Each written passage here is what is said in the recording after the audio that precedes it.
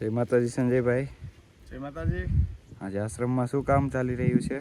આજે આપણે કેરી ઉતારવાની છે અને આપણા આંબા 2 વર્ષના થયા છે હજી, અને આપણે આ વર્ષે કેરીનો ફાલ રાખ્યો હતો અને આમાં આપણે ઓર્ગેનિક ખાતરનો ઉપયોગ કરીએ છીએ અને આપણે કેરી અત્યારે બંધારણમાં આવી ગઈ છે, પાક ઉપર આવેલી છે.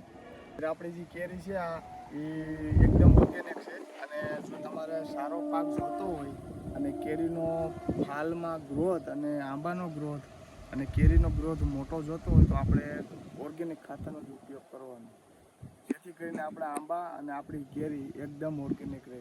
એટલે મારા ખેડૂત મિત્રોને મારે એટલું જ કહેવાનું છે કે જેટલું બની શકે એટલું ઓર્ગેનિક ખાતરનો જ ઉપયોગ કરવાનો, આંબામાં પણ, દરેક ખેતીમાં પણ.